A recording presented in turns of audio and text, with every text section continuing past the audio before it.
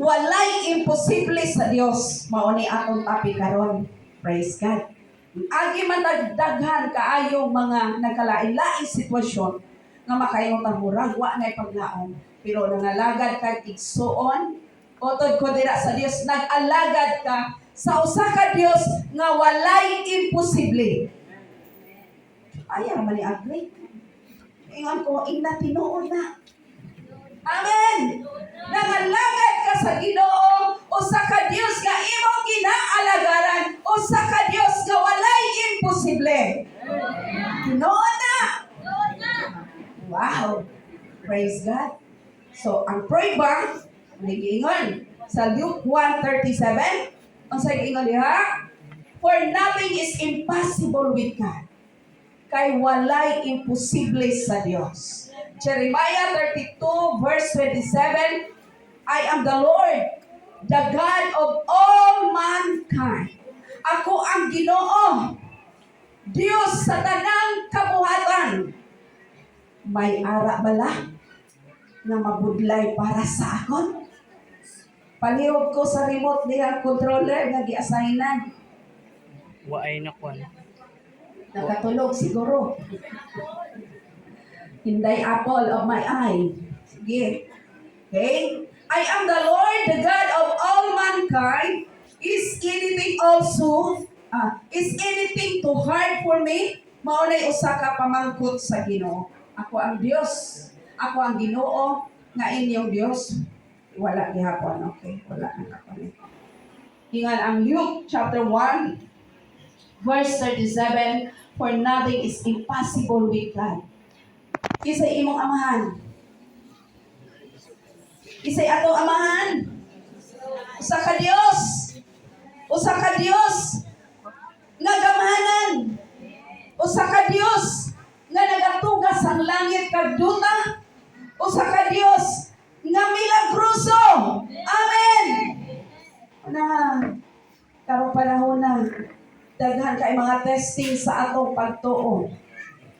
Kini atong giatubang sa kinabuhi, kahimtangan sa atong pangabuhi, usa ka testing ni sa atong pagkakilala sa Dios na atong ginaalagad.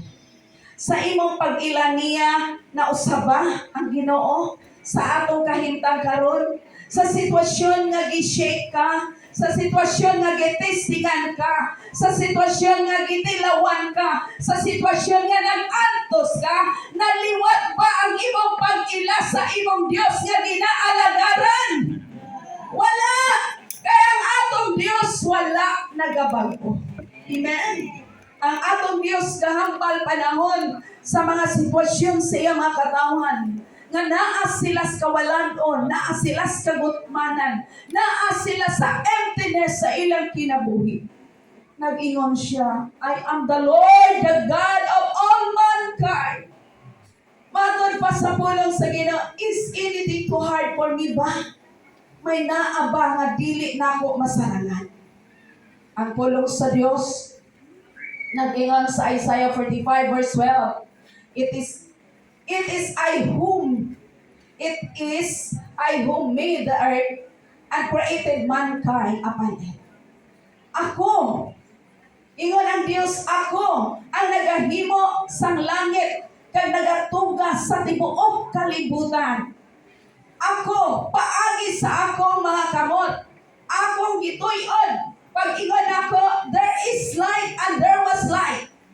Himuon ang langit ug ang yuta ug ang tanang kabuhatan, pagtuyon niya nagatuhaw.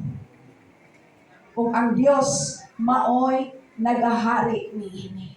Ang Dios maoy nagadumala sa tanang kabuhatan. Kung silingon, walay imposible. Ingay mo to pa, wala na imposible sa Dios. Amen. Wala na imposible sa Dios. Kay siya nagatrabaho mismo, iyang mga kamot mo ay nagaubra even sa imong kinabuhi ako. Praise God. Kini ang prueba. Gitawag siya, He is a dead raiser God. Usa ka Dios na nagabanhaw sa mga patay. Usa ka Dios na makabuhi sa mga patay. Ato makita diha ang kabuhi sa usa ka batang lalaki. Usa ka balo nga may batang lalaki nga namatay. Sa dihang usa ka balo nga naglubong sa iyang bugtong anak nga lalaki nga namatay, nasugata sa Dios or nasugata ni Jesus sa dalan nga gidayungan or giyayungan ang maong lungod. Nakita niya ang grabe ka buol o kasubok sa usa ka byuda, usa ka balo nga iloy nga magatod sa iyang bugtong anak nga lalaki ngadtos lubnganan. Gibati usab ni Jesus ang kaluoy sa iloy. Gani matod pa sa Luke chapter 7 verse 14 to 15, then he went up and touched the coffin. Nigdool siya. Iyang giingnan ang nagyayong sa maong lungod ibutang kung iyang gihikap ang lungod. Imagine, siguro karon balsamar naman no sa unang panahon ang putok naa naman po'y balsamar sa una kay sa Old Testament na kanang mga pahumot gigamit po na siya pang balsamar. Gidayungan kining patayng bata ug iyang gihikap ang lungod ug giingnan niya ang mga nanagdayon niini. And those carrying it stood still. He said, "Young man, I say to you, get up." Batan kong lalaki, bangon. Ang sa nahitabo, verse 15, the dead man sat up and began to talk. Bangon ang batang patay o nisugod sa pag-istorya. Wow! Diya sa Diyos wala'y imposible! Amen! Praise God. Kung iyang gihatag ang maong bata ngadto sa ina. Sa kalipay. Sa milagro nga gihimo sa Dios. Another nga gibuhat ni Jesus usab sa dihang usa ka nagtigdumalas sa sinaguga nga mao si Jairo, usa ka anak niya usab nga nagbalatianon. Usa ka batan-ong babay nagpangidaron og 13 nga naglapsi na kaayo. Wa nay dugo halos kag panit na lang kag tulan. O kining usa ka nagdumala sa sinaguga nga mao si Jairo. Niadto kaniya og giingnan niya, Jesus, maluoy ka. Ang akong anak nagkinahanglan sa kaayuhan. Ato nga time, wala siya natagdan sa Dios. Samtang nagpabilin si Jesus ngadto sa pagpanudlo sa pulong sa Dios, nagakabisi sa pagwali sa mensahe sa pulong sa Dios. Nidoon niya usa ka babae katong nag suffer of 12 years. 12 ka tuig nga nag-bleeding. Tungod nag-adto sa hilabihang kagisod sa iyang kahimtang. 12 katuig tanang klaseng mga mananambal gikan sa doktor, wa manaayo ning adto nas mga quack doktor, tanang klaseng mga quick nga doktor, di adto kay nahurot naman ang tanang pagkabuta. Pero sa iyang nadunggan niya nga moadto si Jesus sa maong dapit. Sa iyang pag-adto, gusto gyud niyang matandog mahikap ang sidsid sa bayo ni Jesus. Imposible nga makapalapit siya tungod sa gaginotok nga mga tao kay ulihin naman siya. Pero tungod sa dakong pagtuon, bisan imposible makapalapit siya, nakahimo siya. Sa pagduol nga to kay Jesus, ug iyang natandog ang sidsid ni Jesus ug ning gawas ang gahom sa Dios ug ning ayo. Instantly, nag-untat ang maong bleeding. Samtang ni-experience ang milagro, yatong dapita, na ay usa ka sulugoon ni Jairo. Nagiingnan, Master, ang imong, kato si Jairo nga nga naghangyo unta ni Jesus nga paadtuong sa iyang balay aron hikapon ang iyang anak aron mamaayo. Mingingon ang usa ka sulugoon ni Jairo, Master, ang imong anak patay na. Kadugay ni mo uli. Dugay kay nagmilagro pa man si Jesus niya kuyo po dito si Jairo. Yawa siya kabalo iyang anak, patay na. Kulang na lang, kaya nimo na patay na imong anak. Sa diha nga nag-ingon ang sulugoon ni Jairo, ang imong anak patay na. Si Jesus wala niya to gimay ang paho o report sa sulugoon ni Jairo. Ang Ginoo niingon kay Jairo, ang lakat wato ta sa imong balay. Kuyog niya ang mga disciple. Kuyog niya ang amahan sa bata. Ug unya, naabot sila silang balay, grabing hinilakay, hinibiay, umbangon. Unya ningon si Jesus, dirira mo ang akong updon, kinilang mag-asawa iloy kag ang papas sa bata. Kaya nakita ni Jesus nga ang mga tao gayamuhan. Di magyapon ni sila moto. Di magyapon ni sila mamati. Dira lang mo. Nanirado sila sa balay. Ug niya ang bata nga patay na in verse 41 ingon ang Ginoo, He took her by the hand and said to her. Iyahang gigunitan ang kamot sa bata ug niingon siya, Talita, which is gitawag ni siya, little girl, I say to you, get up. Talita, bangon. Ug diha-diha dayon ang usa ka bata nabuhi. Palakpakan nato si Lord. Amen! Hallelujah! Ug ang bata immediately nabuhi, ni bangon ug ning lakaon. Atong bahina ang edad di ay niya 12 anyos pa.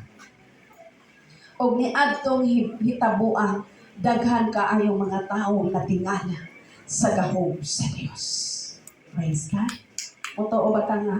Diya sa Ginoo wala imposible. Di pa jud ka mutuon, apa jud ang pamatuon. Kitawag siya usa ka Dios nga tigbanaw sa mga patay. Hello! Usa ka patay, usa ka common nga istorya. Si Lazarus.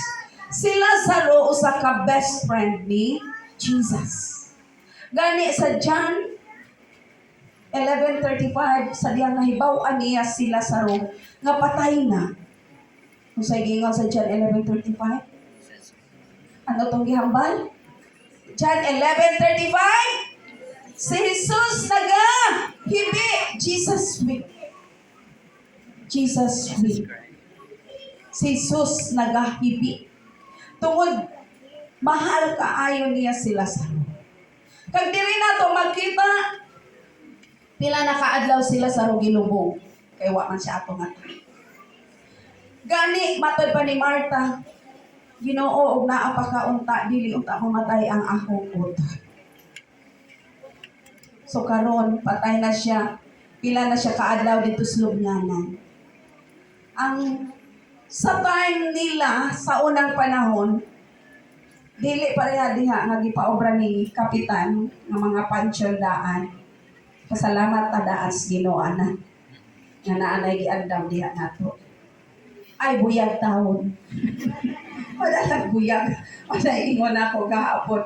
Di kay madalag buyag og imo ng time, ato ng time. Ingon jud ta dahil buyag, Jesus Maria Jose buyag ang tao. Kaon pa ko kanon. Hello! Salamat as Ginoo nga naay mga alagad sa atong barangay nga may mga panan-aw na alang sa unahan. Sa una, sa ubang mga lugar, ang mga patay dito dilingon ana, kuiba dito sa kuiba ibutang. Isa na nakasulod og mga kuiba.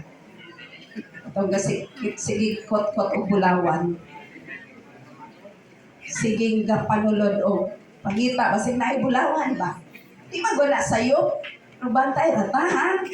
Kay pag ora to ako nakita nga na ay sulod sa kuiba. Naade po ug na dihay unod naa po day gibutang diya nga mamatay jud ang sulod. So ang nisulod walo wa ni sila kabalik. Kay nahilo sila. Command. Nahilo sila sa baho nangamatay sila. Uban wala pa nakuha ang patay. Kay dili masarangan og sulod. So ang time kasi nangahadlok ka ha. Ato nga time sa unang panahon ang mga patay dito sa kuiba isulod. Unya dili sila isulod og lungon. Putson ang ilang lawas sa panapton. Wala joy mahabilin. Inaputos ang gikan sa ulo, buya, paingon sa kabot tiil. So, iyon ana, grabe kaputos ang patay. Plus, sa kuiba nga gisudlan sa patay, ginatabunan pagid sang bato nga dagko. Imposible upod kung buhi ka nga to sa sulod nga bugat kay batong gitabon makagwa ka. Pero sa Ginoo walay imposible. Sa diha pag-ingon sa iya maigsoon ang iyang utod nga sila sa ro tulod na kaadlaw nga nalubong ning adto si Jesus sa luganan ni Lazaro. Sa iyang pag-adto niya, when he had said to this, Jesus called in a loud voice, Lazaro, come out. Makabati pa bang patay? Pero si Lord, ang patay mabuhi niya. The dead man come out, ang patay lawas, ni gawas. Ug ang iyang mga kamot tiil na putos tanawa ni tindog, putos-putos gyud. Ni tindog ni gawas sa kuweba nga nakabalot. Nagbando, nagkaman si Jesus. Kuhaan ninyo ang putos ni Lazaro gikan sa iyahang nawong paingon sa iyahang piila. Hallelujah. Nabalot sa panapton. Then Jesus said to them, take off the bread. Clothes and let him go. Hallelujah! Waa ang tanan nga mga nakabalot og tugoti siya nga mugawas gikan sa dapit sa mga patay. Church, always remember, for with God nothing shall be impossible. Sa sitwasyon sa atong kinabuhi, nabalot man ta sa kabalakas kinabuhi, nagapos man ta sa mga pangandoy nga walay kasiguruan, always remember, sa dihang mukaman si Lord. Nga ikaw mahimong mabuhi, mahimong kawason, walay imposible sa Dios. Amen! Kung nangin patay ng atong paglaos kinabuhi, just fix your eyes on Jesus. Tutuka ang Ginoo, hinumdumi ang Ginoo, nga ang imong Dios nga ginaalagaran o sa kagamhanan o milagruso nga Dios. Tuburan sa panalangin. Tuburan sa kinabuhi. Di ba may kantata? Tuburan sa kinabuhi. Amen? O Diyos, siya ang tuburan sa kinabuhi. Hallelujah! Unang ikanang pulong sa Ginoo. Let Him go. Tugunin nga mahimo tang gawasan. Di ta magpagapo sa unsa mang kabalakan, unsa mang kahadlok, unsa mang dagko nga problema. Tugutan nato ang Ginoo, maghatag nato kagawasan. Kay ang Dios, siya ang Dios nga tigbuhi sa mga patay. Sa literal, tigbuhi sa mga patay, sa espiritualong bahin, kung nangin patay na imong paglao, mudulan ka sa Ginoo, o ikaw mabuhi. Amen? Praise God. Sa diyang nawad-an o paglaom ang mga igsoon nila sa Lazarus, nanawag sila ni Jesus. Niduol sila sa Dios. Ug ilang gi-share ang ilang kaguol. Ug unya ang Dios nagbuhi og paglaom sa iyang mga igsoon. Nga bisan pa nga nangin patay ng ilang paglaom tungod sa maong kahita, apan diha sa Ginoo walay lisan. Palapakan nato si Lord. Diyos walay imposible. Nothing is impossible for God. Amen? Kung sa may imo karong gipahandol, kung na kay pagtuo, walay imposible sa Diyos. Kung sa may imong handog sa kinabuhi, para di mo imposible kung unsa kada ko imong pagtuo, posible sa Ginoo. Amen? Ingon ang Dios may ara pa nga di na ako mahimo. Wala ang tanan na imo sa Dios. Kung sa to ang Ginoo, He is the God sa ka-Dios na tigbanhaw sa mga patay. Kadua, gitawag siya sa Mark. Okay, so before ta mo proceed sa unahan, dili nato makita nga ang gibuhat sa Ginoo sa panahon nga naay mga bagyo unos nga moabot sa kinabuhi, even sa kinabuhi sa iyang mga disciples, nga nakaatubang silang bagyo unos sa ilang pagbiyahe. Nangaratol sila, nangabalakas sila, nangaadlok sila ng mga matay na. Pagsadihang nitawag ang mga disciples ni Jesus. O unya si Jesus ni bangon og niyang girebuke ang hangin og siya mingon, ikaw walod pagmalinaw. Be still pagmalinaw.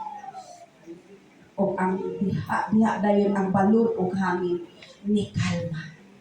Bisan ang mga balod, bisan ang hangin, alimpulos, unsa pa na diha, tornado, tsunami, mupatuo sa ngalan ni Jesus. Kaya atong Dios makahimo sa imposible mo. Ingon siya, He is a nature controller God. Jonah chapter 1 verse 4, siya po makasarang sa pagpadala og unos. Ganina, una, naas kalisod sila, naas sila sa critical na sitwasyon, nga mga matay na sila. Apan sa dining declare ang Ginoo, ang kalinaw mahitabo, nagmalinawon dayon. Ipasabot, kung naakas kalibog, sa dihang mudamop ka sa Dios, tagaan kaniyang kalinaw. Mga kabalaka, sa kawaladon, sa kapigaduhon, kung musampit ka sa Dios, tagaan kaniyang kalinaw.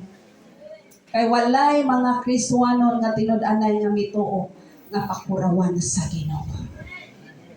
Kaya sa Dios pakaunon. Amen. So diri pod kay siya ang gitawag controller nature. Controller God sa tanang mga nagkakatabo sa atong panahon. Kung mo disobey pod ta, anong mahitabo man eh? Nga ang Ginoo nagpadala og hangin, balud sa panahon nga si Jonah nagsakay sa barko. Nga anong gipadadaan man eh, dagko kay balud, dagko kay unos nga mikusog-kuso sa barko nga gisakyan ni Jonah. Tungod kay si Jonah ning disobey sa Ginoo. Si Jonah nisupak sa Ginoo. Si Jonah wala misabitar sa Dios. Si Jonah miribelde sa Dios. Hello? Kaya po sa Dios ipadala ang bagyo unos, kalisod, makahaladlok, makapanik sa kinabuhi sa tao. Kung ang tao dili mutuman sa Dios. Yaw. Kung dili mo sabitar sa pagbuot sa Dios, pwede niya kuhaon ang imong kalinaw sa kinabuhi. Pwede niya kuhaon ang unsay naa nimo kung di pa mo sabitar sa Dios. Kay ang Dios nga atong gialagaran, siya ang gitawag, He is a nature controller God. Dili di ay makasarang ang tao. Karon daghan kaayo mga high-tech naman ta, mga gihimo ang tao nga mo control, may mga pamaagi sa pagkontrol, pero may mga limit na sila. Ang Dios walay makapugo.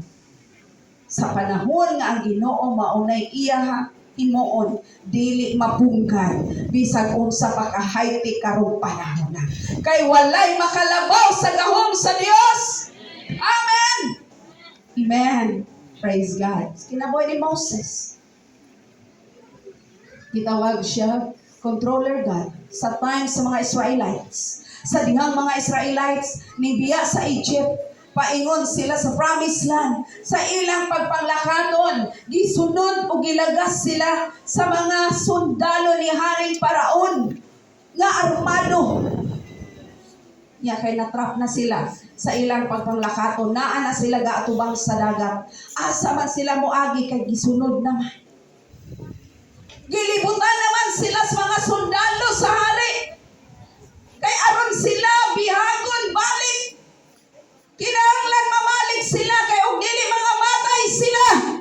Unya mga Israelites kay wa na may kapainan, nagatubang na sila sa tubig, wapon sila'y sakyanan, wapon sila'y barko, dili makayag langoy tungod sa kalapan. Niingon ang mga Israelites, Moses, may wa na lang minimo gidala. Wa na lang minimo gipagawas sa Egypt. Gidala minimo diri aron mga matay ni ana mga armado. Kung sa ingon sa Dios kay Moses, ginsakan niya si Moses. Then Moses, ang instruction sa Ginoo, ito iisa ang imong sukol.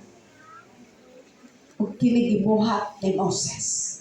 Then Moses stretched out his hand over the sea, iyang isa iyang kamot dito ibabaw sa dagat. O ang Dios ni ana gayong higayuna namuhat. O sa iyang pag-isa sa iyang kamot nga nagabitbit sa baong sungkod, ang dagat nahimong mala. Nahimong napihak ang dagat na tunga. Pag-isa niya sa sungkod, ingon ang Ginoong Moses, ibayaw ang sungkod. O ang dagat napihak, nahimong mala, nahimong karsada. Hallelujah.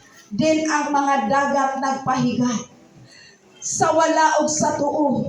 Ug unya ang mga tawo misulod paglakad. Praise the Lord. Ug unya ato makita ang mga katawan sa Israel gisave ni Lord taliwala sa sitwasyon nga nagpanik na sila, mga matay na sila, matapos na sila apan sa diha nga nag-insak ang Dios kay Moses, iisa ang imong kamot. Ug ang Dios nagmilagro. Ang Dios namuhat ug ang mga katawan nakalingkawas gikan sa sundalo ni Haring Paraon.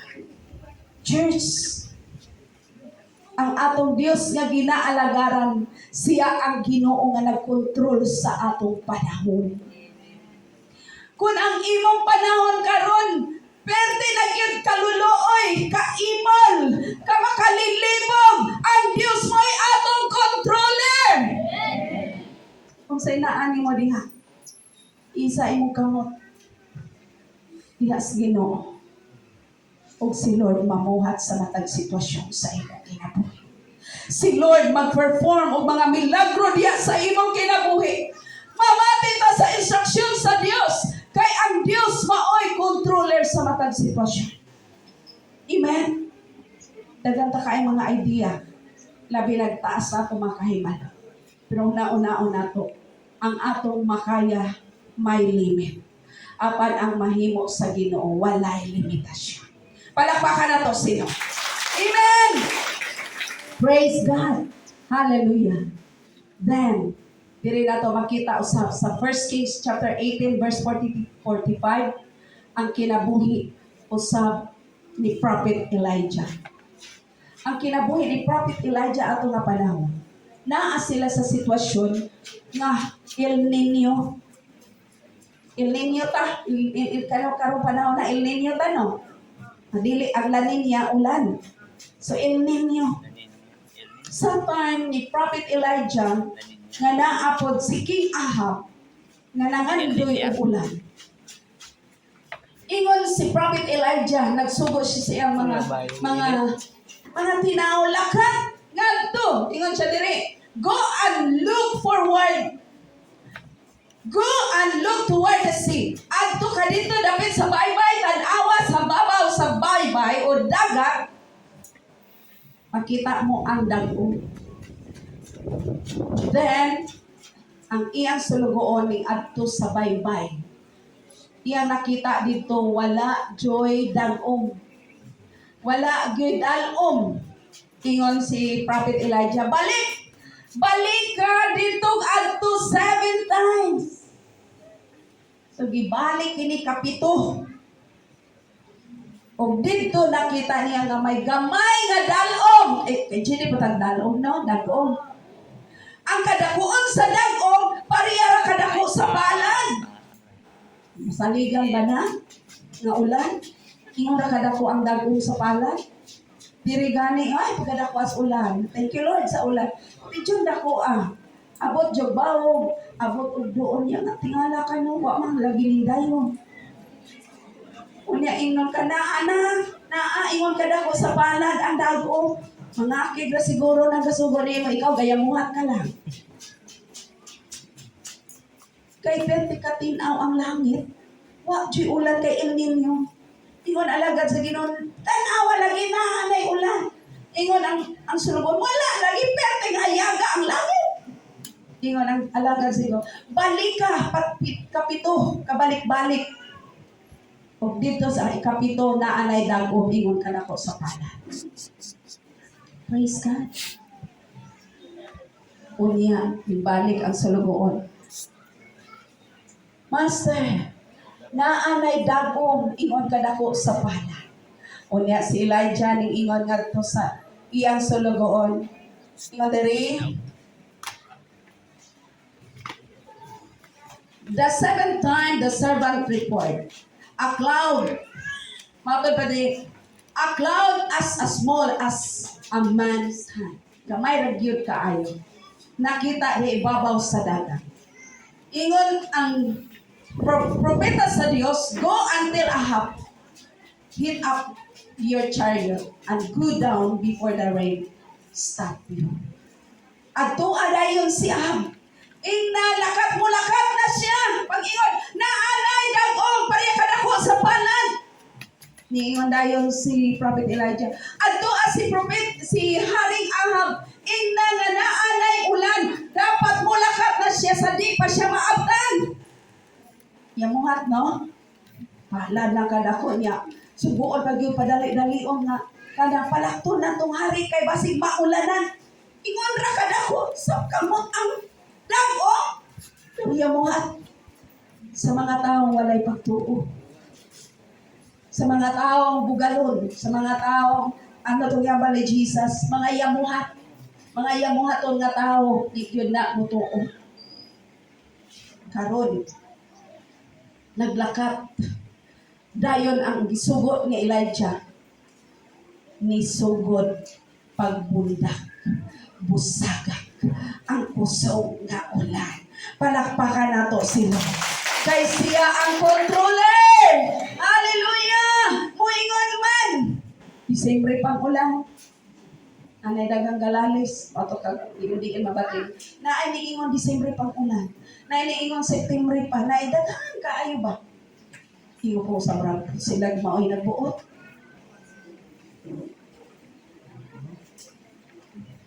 Hinamduman nato ang atong Dios maoy kakontrol sa atong panahon. Palangga ka sa Dios. Hallelujah! Palakpakan nato si Lord. Kay gugma siya mo pakita sa iyang gahom ni atong sa panahon nga wala na ka. Sa panahon nga nanginahanglar ka. Sa panahon nga buslot imong bulsa.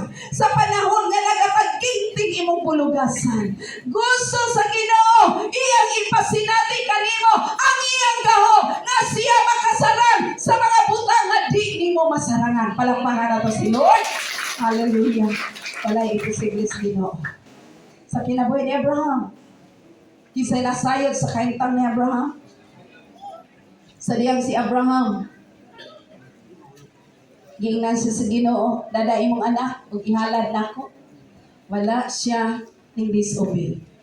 Gidala niyang anak dito sa Mount Moriah aron iyang ihalad. Wala ga reklamo. Sa dihang ning obey siya, gitawag siya sa Ginoo, Abraham, ayaw ka naghimo sa imong anak. Linia sa imong likod na adito'y karniro nga nasangit ang sungay, maoy ipulos sa imong anak. Buong silingon iutod ko sa panahon nga wala ka, apan imong gisugot ang Dios, bisan bugtong, bisan katapusan, imong gi-offer sa Dios, ang Ginoo mo provide sa imong kinawala. Tungod ang Dios nakahibalo sa imong sitwasyon. Palakpakan natin si Lord. Wala na dayong patay ang anak. Sa kinabuhi ni Elizabeth, sa Elizabeth, usa ka babay nga dili makabata. Pansadiha na si Mary ni bisita niya, natandog siya ni Mary, nagbusong sa. Kay si Mary sa tunga time, gi-anoint sa Holy Spirit nga kinahanglan mataw si Jesus. So sa tunga tiyon, si Elizabeth nakabata. Iha sa Dios, walay imposible. Kinabuhi ni Peter. Balo mo? Kinabuhi ni Peter, diya nato makita na si Pedro daghang mga experience. Gigamit sa Dios. Bisan maglakat si Pedro, diha sa maagian niya mga balatianon, ang mga masakiton na nga ayo. Ang mga balatianon na nga ayo. Tungod sa ihong o gahong nga gipasinati sa Dios kay Peter. Gikan sa tubig ng himong wine. Katong i-share na ko. Nga gipuno ang unong katadyaw nga ang sulod sa kada usa 30 ka galon. Pagkadaghana. 30, 20 atos 30 ka galon ang unong. Ang tubig gihimong bino. Dili basta-basta nga bino, dili basta-basta nga ilimnon, usa ka special. Muna na ang Ginoo ka milagroso. Then, 5 ka tinapay o 2 ka isda. Napakaon niya ang pila ka libo? 5,000 ra ka mga lalaki ra igiisip. Way labot bata, way labot babae. Ang giisip lalaki lang.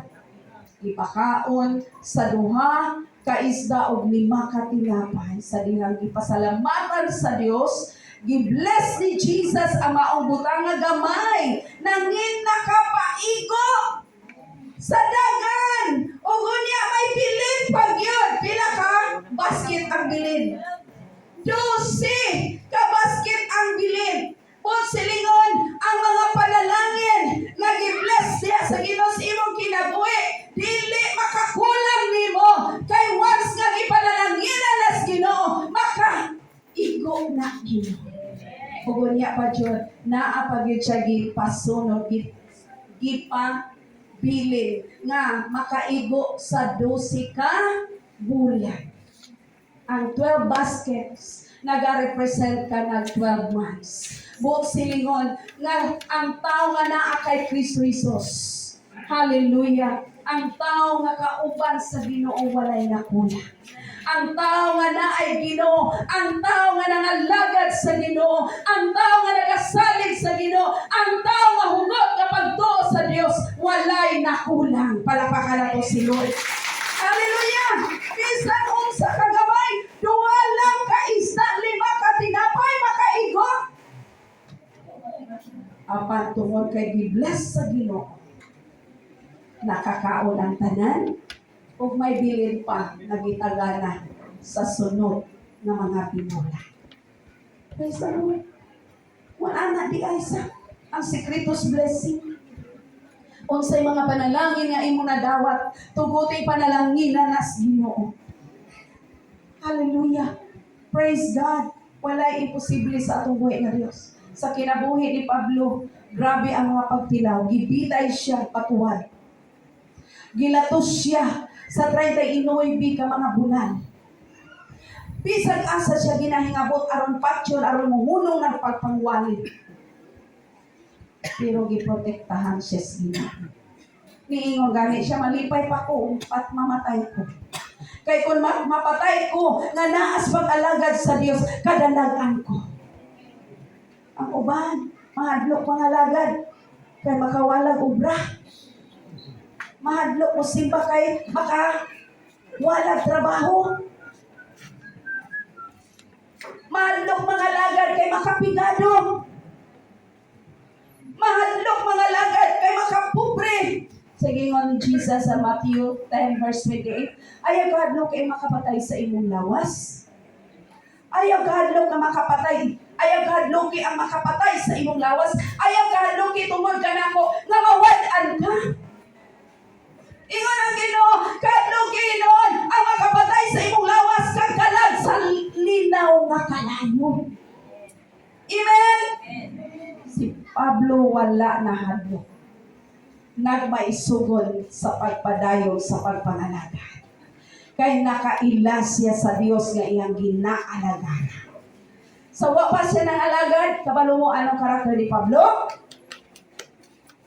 Barumbado, insultador, mata pobre, taas kay glados iya kaugalingan.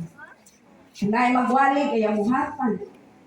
Inayaguta man ang mga magwawali.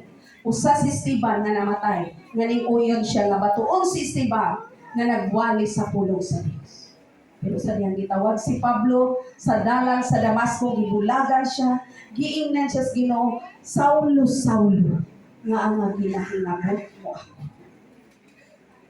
Ato nga tayo, natingala siya sa diin mataka ginahingabot mo. Agpagpanghingabot sa mga Kristohano. Samara nga ang Dios mao'y atong ginahingabot.